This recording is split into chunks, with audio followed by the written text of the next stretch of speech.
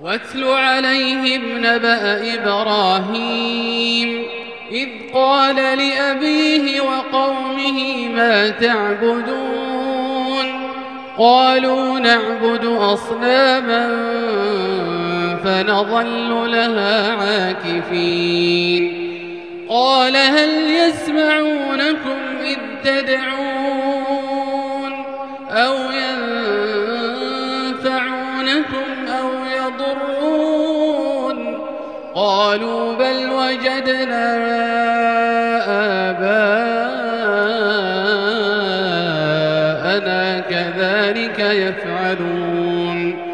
قال أفرأيتم ما كنتم تعبدون أنتم وآباؤكم الأقدمون فإنهم عدو لي إلا رب العالمين الذي خلقني فهو يهدين والذي هو يطعمني ويسقين وإذا مرضت فهو يشفين والذي يميتني ثم يحيين والذي أطمع أن يغفر لي خطيئتي يوم الدين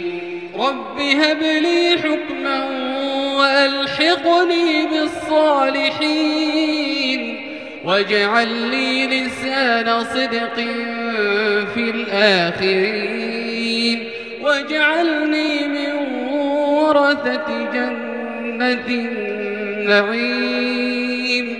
واغفر لأبي إنه كان من الضالين ولا تخزني يوم يبعثون يوم لا ينفع مال ولا بنون إلا من أتى الله بقلب سليم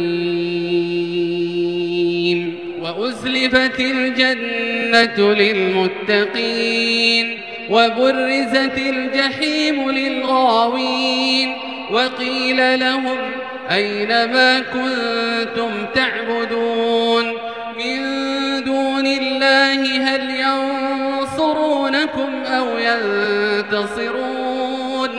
فكبكبوا فيها هم والغاوون وجنود إبليس أجمعون قالوا وهم فيها يختصمون تالله إن كنا لفي ضلال مبين إذ نسويكم برب العالمين وما أضلنا إلا المجرمون فما لنا من شافعين ولا صديق حميم فلو أن لنا كرة فنكون من المؤمنين إن في ذلك لآية وما كان أكثرهم مؤمنين وإن ربك لهو العزيز الرحيم